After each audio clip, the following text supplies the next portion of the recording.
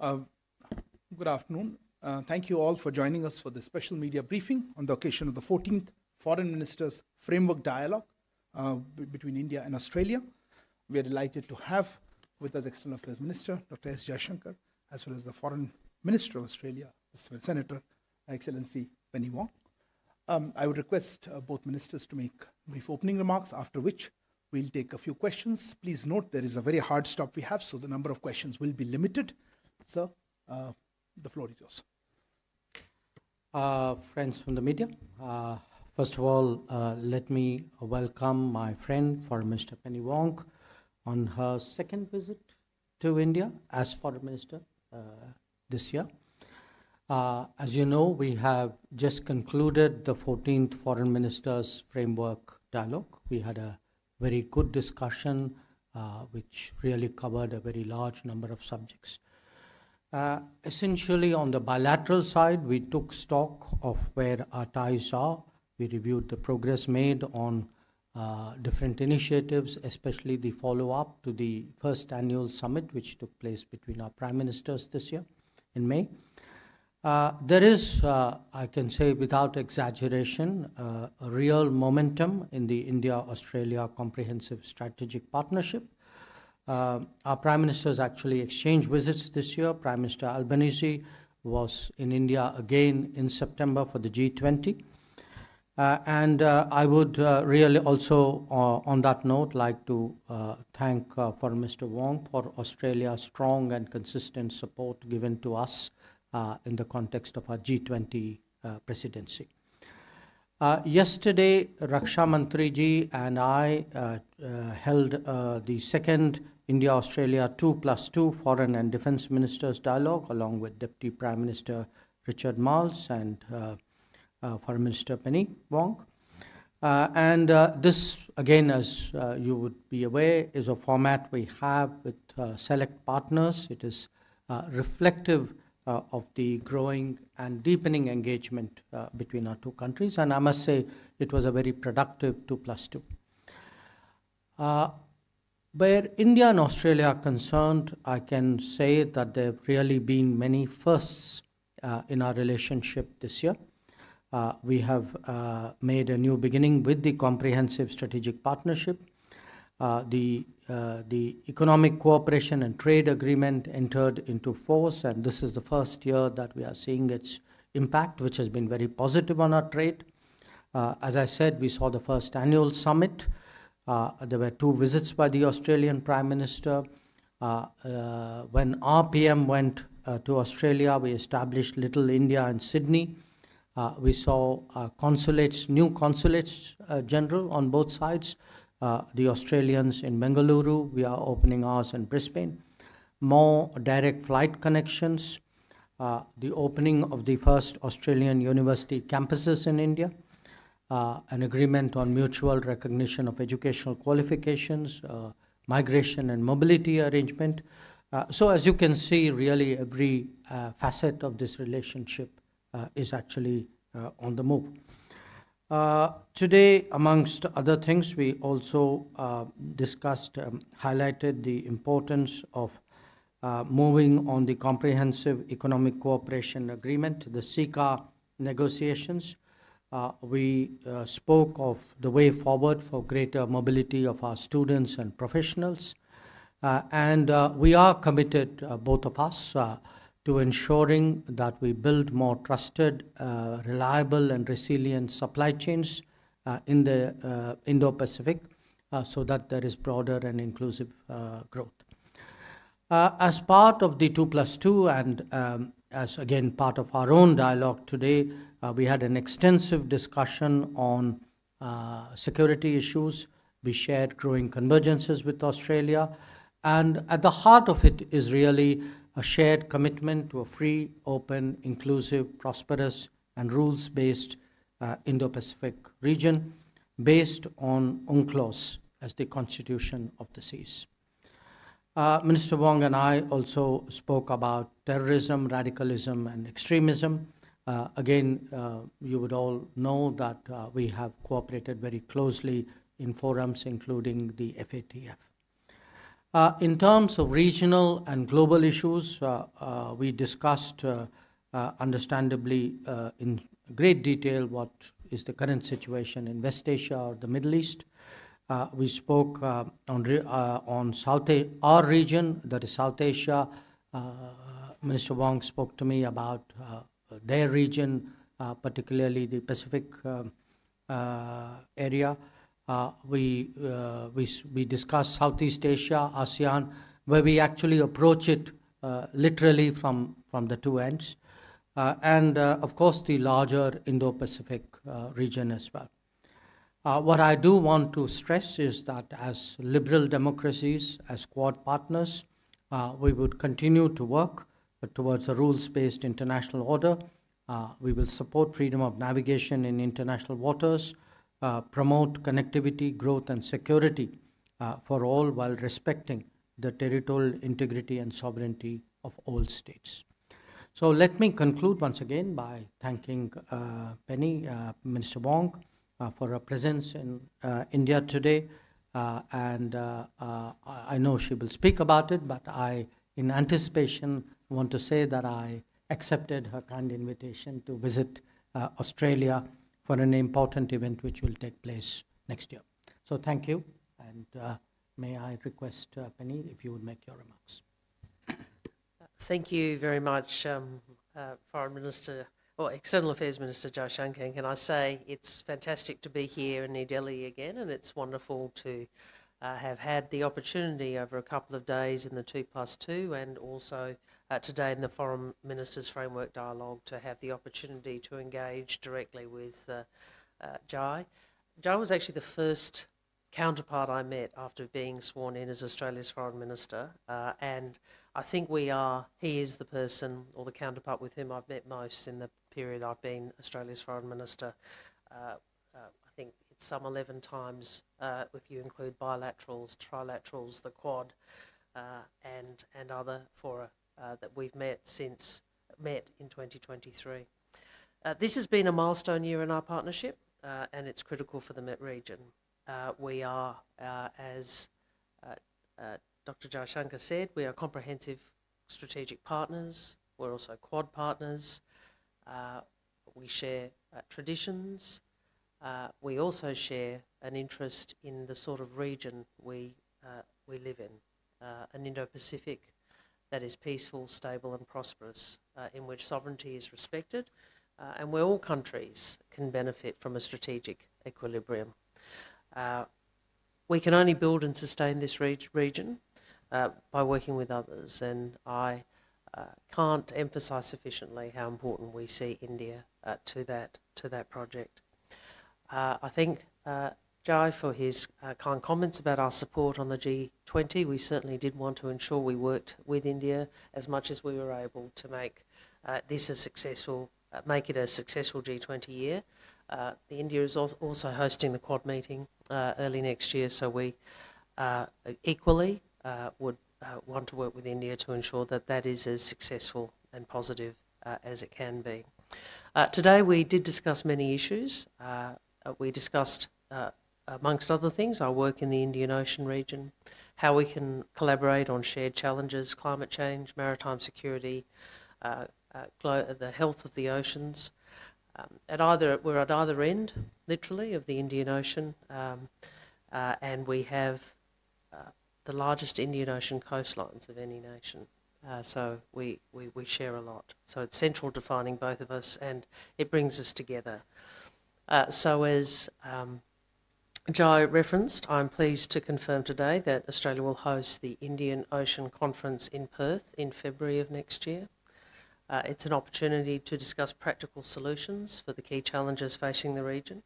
And I also look forward to welcoming Jai to Australia, not only for that, but for Raisina Down Under, an event in Canberra, which will follow soon after the Down Under version of the Raisina Dialogue. We discussed today the momentum we're seeing in our economic engagement, educational links and people ties more broadly. We're obviously working hard to expand this cooperation, including through a new 1.5 track strategic dialogue. Today I also announced an Australia-Indian audio-visual co-production agreement which has come into force, which we are very interested in and which will, we hope, open up new markets and allow more Australian and Bollywood films and series to reach new audiences.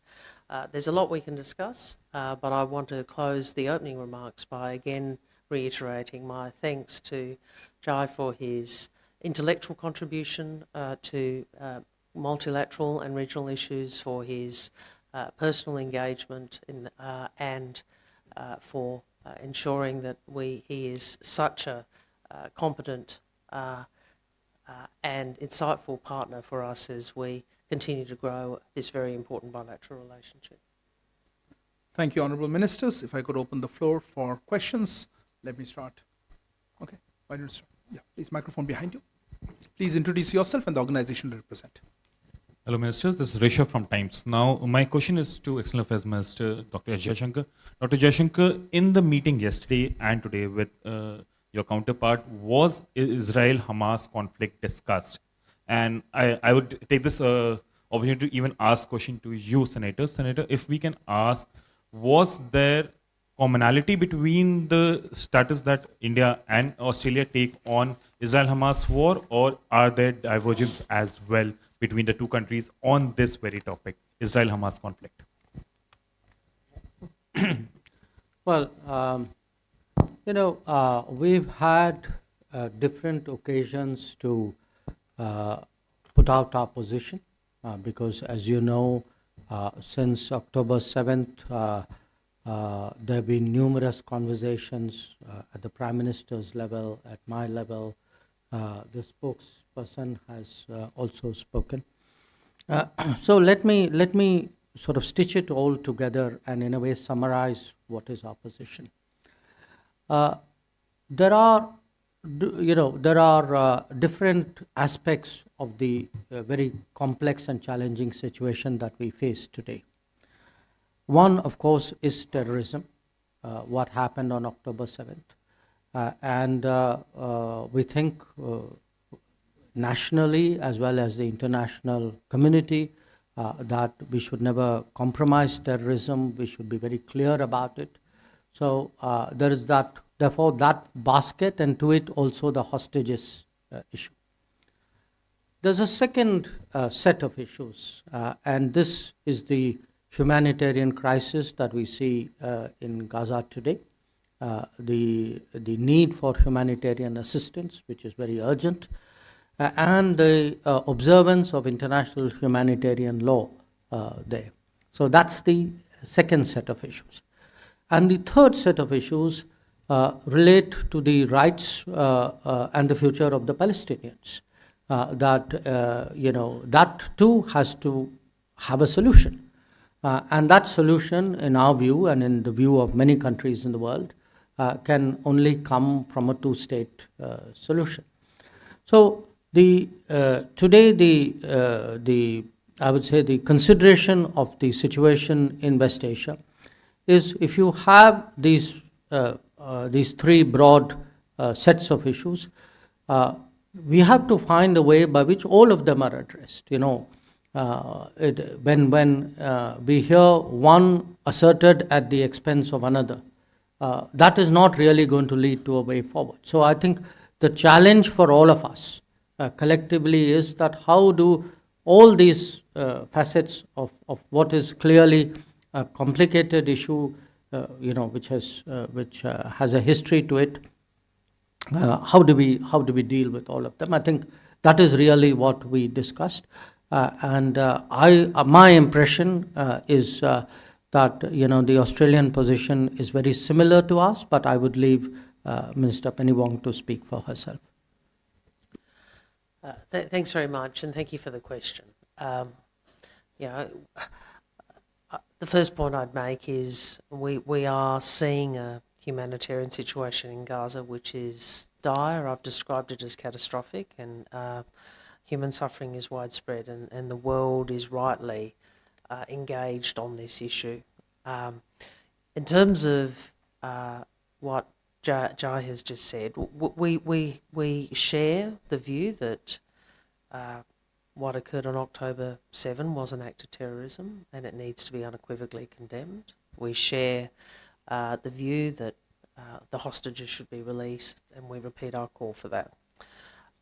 On the humanitarian crisis, we have taken a very clear view, which we've articulated publicly, about the importance of international law, the need for Israel to observe in its actions international law, including the protection of civilians.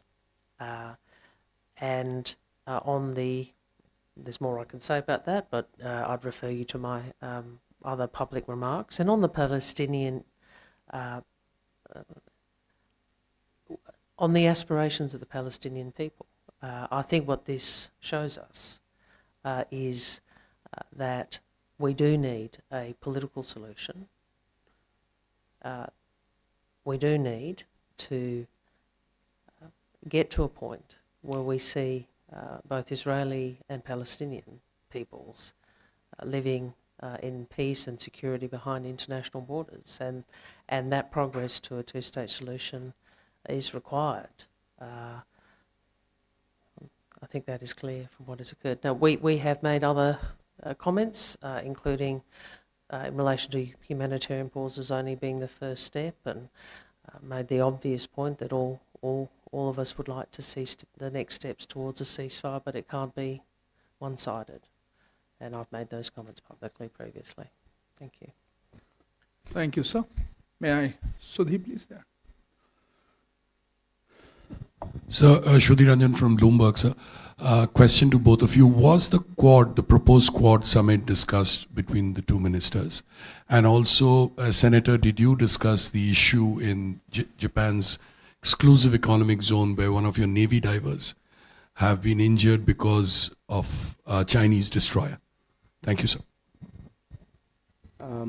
Yes, we did discuss the Quad at some length, and as the minister noted, the first time I actually met her as minister, because I'd met you when you were before you became a minister as well, was actually at a Quad meeting in Tokyo, which was your first day, if I remember rightly, or second. I was a little jet-lagged.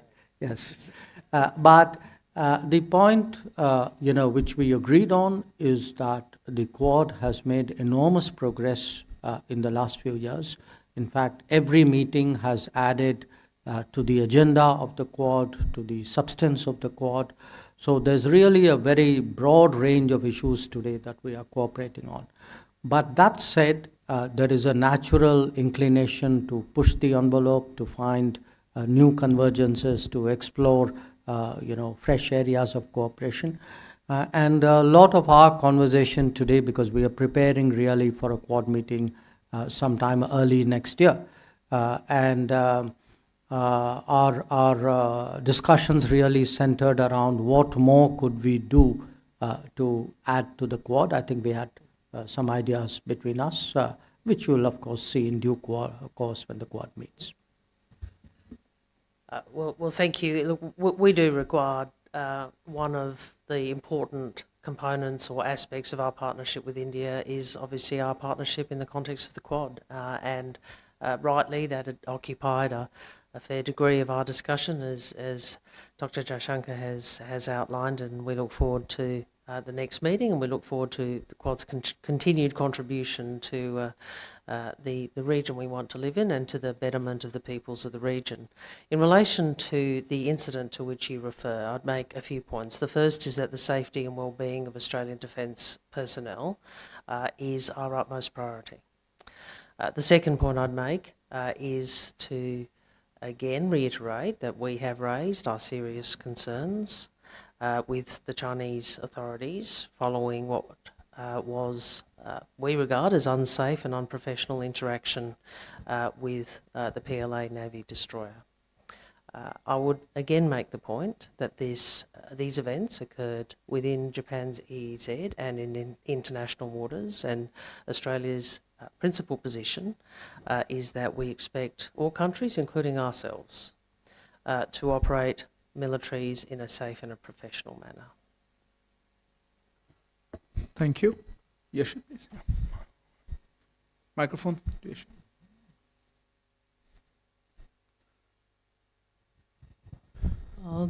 Good afternoon. This is Yeshi Seli from the New Indian Express. Senator Wong had mentioned yesterday that China, for both India and Australia, was the biggest trade partner and the biggest security anxiety. Can you elaborate a bit on that?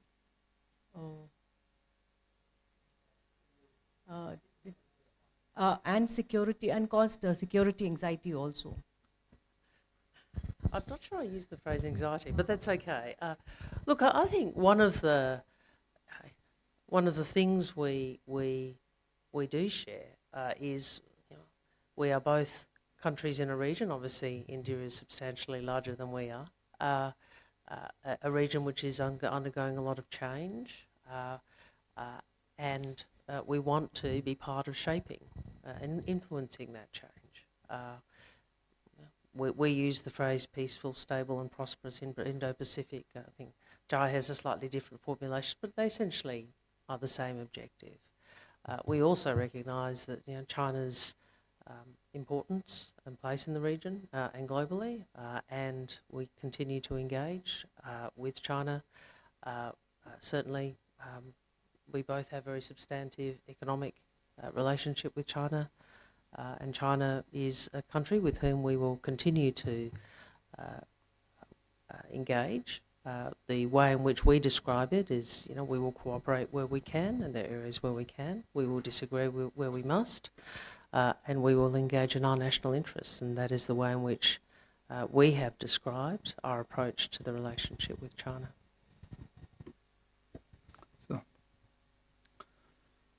My question is to Foreign Minister Jaishankar. Sir, was a diplomatic standoff between India and Canada discussed?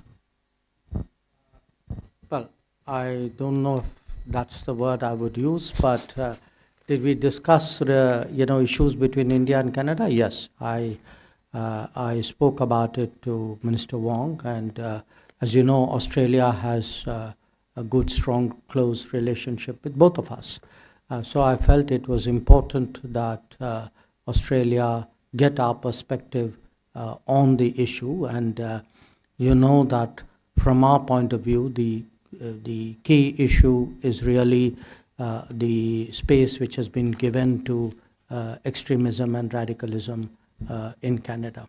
So therefore the short answer is yes, we discussed it. Yes, I spoke to her about our perspective, and she did listen to me very carefully. I do always listen to the External Affairs Minister carefully. Look, I'd point you to my previous comments in relation to this matter, which I've responded to it on a number of occasions. Thank you. Take one last question. Sorry. So do you have time for a couple of questions? Kalol, go ahead. Mr. Wong, this is Kalol Bhattacharjee from The Hindu. Since you talked about the two-state solution, I wanted to get back to it and ask you, for the two-state solution, would you also clarify your position as far as the Israeli settlements are concerned? Or what's really Australian position on the Israeli settlements that are eroding the Palestinian territory over the years? And also, would you prefer Israel to go back to the 1967 borders? First, the matter of borders, I think, by definition, is a subject of negotiation in the context of a two-state solution. But on the issue of settlements, yes, I can be very clear that Australia has, under this government, expressed its view that the settlements are contrary to international law and unhelpful to progress towards a two-state solution. I think we are out of time, sir. And thank you all for joining us. Apologies for the next time. Apologies. Thank you very much for joining us. Good afternoon. Please wait for the ministers to leave.